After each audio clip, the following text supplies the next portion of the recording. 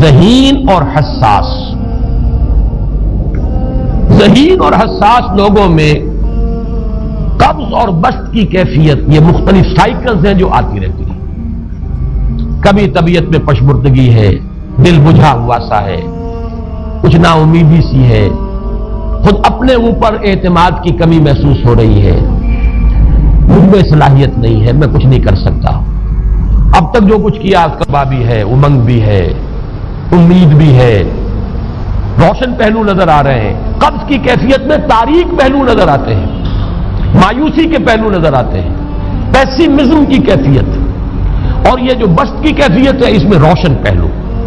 دیکھو یہ بھی تو ہے نا، آخر یہ بھی تو ہوا ہے اور بھی ہو سکتا ہے، آخر اب تک میں نے یہ کام بھی تو کر لیا، آگے بھی مشکل آسان ہو سکتی ہے. یہ دو کیفیات ہیں قبض اور بسط کی، جن کو کہ صوفیاء کرام نے یہ اصطلاحات، یہ عنوان دیے، قبض اور بسط. جتنی انسان کے اندر حساسیت کی کیفیت زیادہ ہوگی، ذہانت زیادہ ہوگی، اتنا ہی یہ جو ویوز ہیں اس کی ایمپلیٹیوڈ زیادہ ہوتی ہے. کم ذہین انسان ہے، کم حساس ہے، آئیں گے تو صحیح ہے، لیکن یہ کہ وہ ویو جو ہے اس کا ایمپلیٹیوڈ جو ہے اس کے اندر اوپر اور نیچے کی کیفیت زیادہ نہیں ہوگی. لیکن جتنا یہ معاملہ بڑھتا ہے یہ جو ویو ہے اس کے ایمپلیٹیوڈ بڑھتا چلا جاتا ہے. لیکن نارمل انسان کا معاملہ یہ ہے کہ یہ حدود کے اندر رہے. اسی کی ایک کیفیت جو ہے ایب نارمل جب ہو جاتا ہے، یہی ہے جو جدید ہماری جو سائیکولوجیکل میڈیسن ہے اس میں اسے مینیکس ڈپریسو سائیکوسس کہا جاتا. مایوسی ہوئی تو اتنی ہوئی کہ جیسے کمر ٹوٹ کر رہ گئی، اور اسی ڈپریشن میں ہوتی ہیں خودکشیاں، خودکشی کر جاتا ہے ڈپریشن. کچھ روشن پہلو نظر ہی نہیں آ رہا، کوئی امید کا پہلو نظر ہی نہیں آ رہا، کوئی صورت نظر نہیں آتی، کوئی امید بر نہیں آتی. کس طرف جاؤں، کدھر دیکھوں، کسے آواز دوں؟ اے ہجوم نامرادی دل بہت گھبرائے ہے. اور جب آدمی محسوس کرتا I can't face these realities، he commits suicide. یہ اور جب کیفیت ہوتی ہے انشراح کی تو آدمی خوب بھاگ رہا ہے، دوڑ رہا ہے، امنگ ہے، محنت ہے، دوڑ رہا ہے، امیدیں ہیں، اب ہر چیز کا روشن پہلو نظر آ رہا ہے. عجیب ہے یہ. اصل میں مجھے کچھ تجربہ بھی ہوا ہے، ہمارے خاندان میں بھی یہ مرض موجود رہا. میرے والد مرحوم کافی طویل عرصے اس میں ایک ڈپریسو سائیکوسس کے مریض رہے. کچھ ہوتا ہے یہ معاملہ.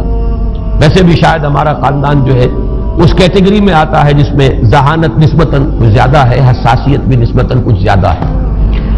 یہ دوسری بات ہے کہ کوئی شخص جو ہے یہ فلسفے کے طور پر اختیار کر لے کہ اپنے آپ کو ڈھیٹ بنا لینا ہے، یہ فلسفہ بھی بن سکتا ہے. لیکن یہ ہے کہ اگر آدمی چھوڑ دے اپنی طبیعت کو تو یہ دونوں کیفیات آتی ہیں.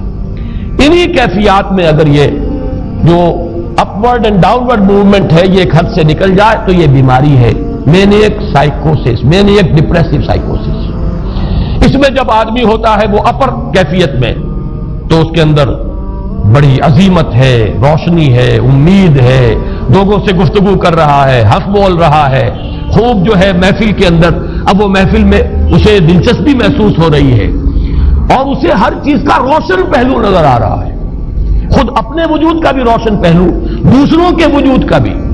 دوسروں کی بات میں سے بھی وہ اچھا پہلو تلاش کریں گے، وہ برا پہلو تلاش نہیں کریں گے.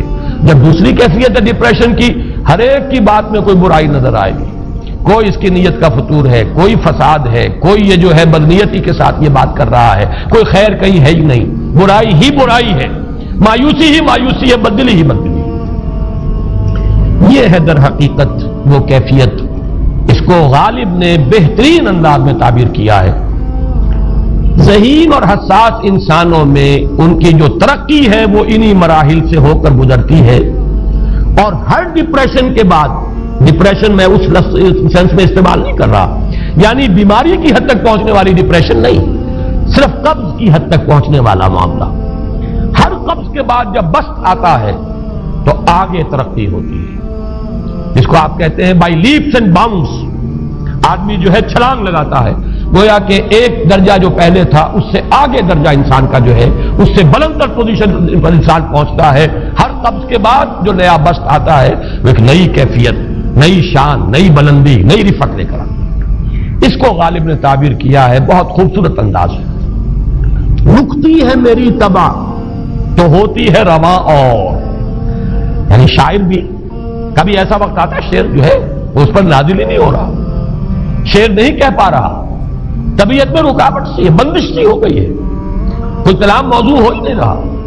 لیکن پھر جب یہ کیفیت جو ہے بدلتی ہے اور جب پھر بست کی کیفیت آتی ہے, رکتی ہے میری طبع تو ہوتی ہے رواں اور, پھر اس کے اندر ایک جولانی نئی ایک کیفیت جو ہے انشراح کی, وہ ایک بالکل نئی کیفیت نئی شان کے ساتھ. یہ ہے وہ معاملہ جو ان آیات مبارکہ کے پس منظر میں ہے.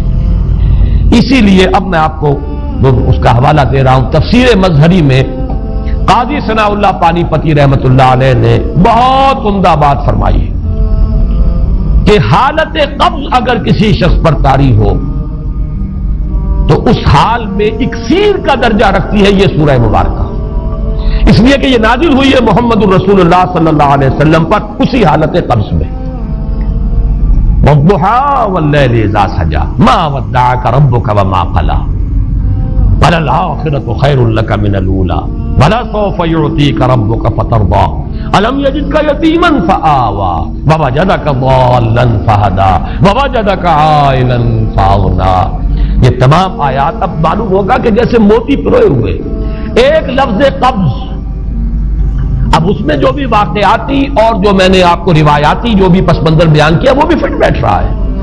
وہ خودکشی کا معاملہ بھی آ گیا, اس میں فٹ بیٹھ رہا ہے کہ بخاری شریف میں روایت موجود ہے کہ حضور فرماتے ہیں کہ میری طبیعت پر اس درجے اضطراب تھا, اتنی کیفیت جو ہے میری تشویش کی تھی کہ میرے دل میں بار بار خیال آتا تھا کہ پہاڑ پر چڑھ کر اپنے آپ کو نیچے گرا دوں.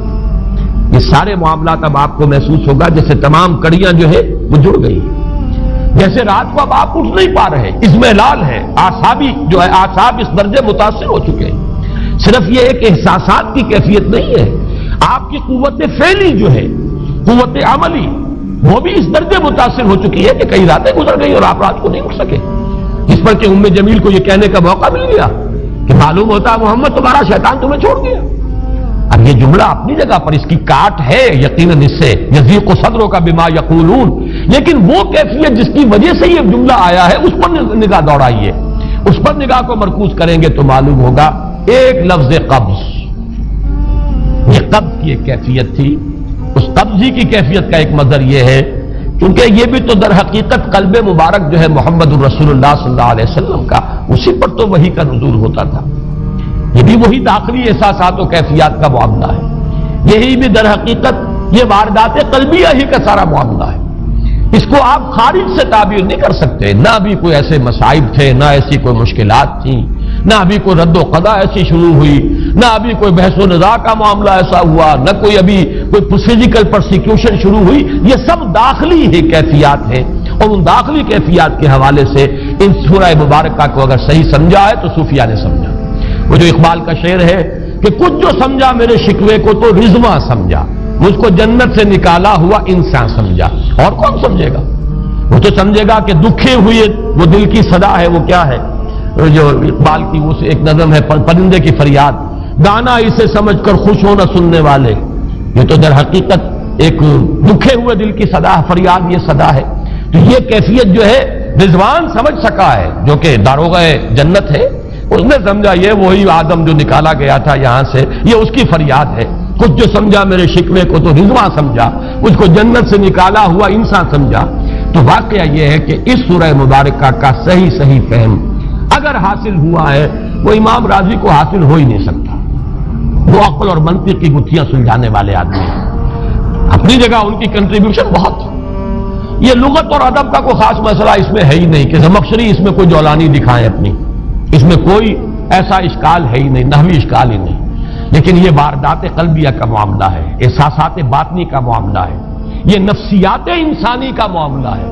اور اس کو وہی سمجھ سکتے ہیں کہ جو ماہرین علم نفس ہیں, اور وہ ہیں صوفیاء کرام ہمارے ہاں, جن کا وہ ذوق ہے, باطنی کیفیات و احساسات جن کا موضوع کہ یہ در حقیقت حالت